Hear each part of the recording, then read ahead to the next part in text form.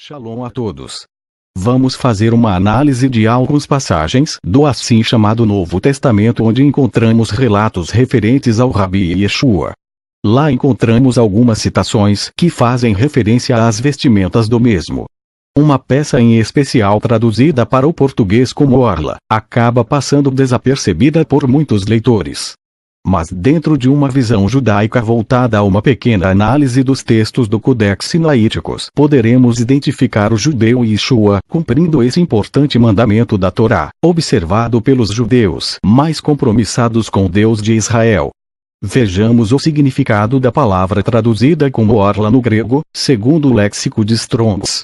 Kraspedon, orla, no grego clássico, a extremidade ou parte proeminente de uma coisa, borda, margem, a franja de uma peça de vestuário. Para o hebraico, tzitzit, ou seja, um pequeno apêndice pendurado da borda do manto, feito de lã torcida.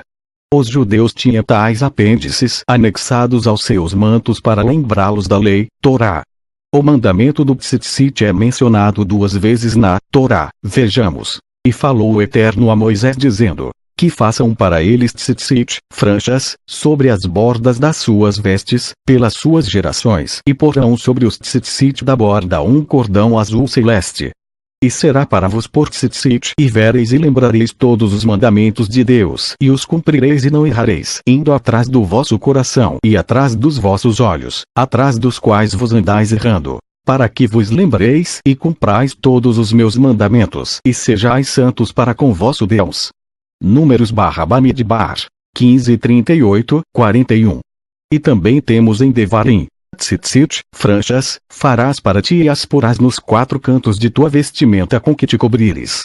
Deuteronômio/Devarim 22:12. Ao mandar olhar para os tzitzit, Deus queria que o homem atingisse vários objetivos. Nos lembrar de todos os mandamentos para que os observemos evita que sigamos as inclinações do nosso coração e dos nossos olhos que tendem a nos levar para a infidelidade a Deus.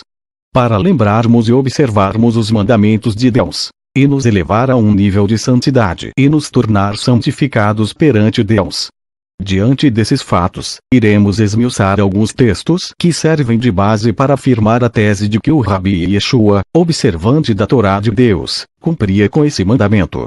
Agora, iremos fazer uma análise dos textos em grego. Vejamos alguns textos. E rogaram-lhe que apenas os deixasse tocar a orla, tzitzit, do seu manto. E todos os que a tocaram ficaram curados. Mateus 14:36. A imagem a seguir pertence ao Codex Sinaíticos do texto. Em destaque temos a frase: Kraspedon tou e mantiou altou.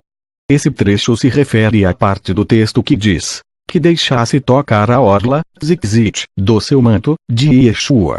Essa mesma frase irá se repetir nos demais textos. Em outro texto temos o seguinte: onde quer, pois, que entrava, fosse nas aldeias, nas cidades ou nos campos, apresentavam os enfermos nas praças, e rogavam-lhe que os deixasse tocar ao menos a orla, tzitzit, do seu manto. E todos os que a tocavam ficavam curados.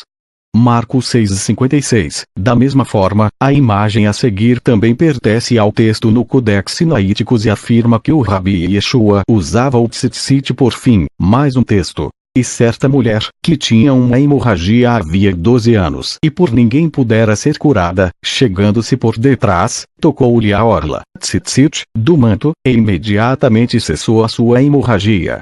Lucas 8:43, 44. O texto citado com a frase em destaque anteriormente também vem reafirmando o fato de Yeshua usar o tzitzit.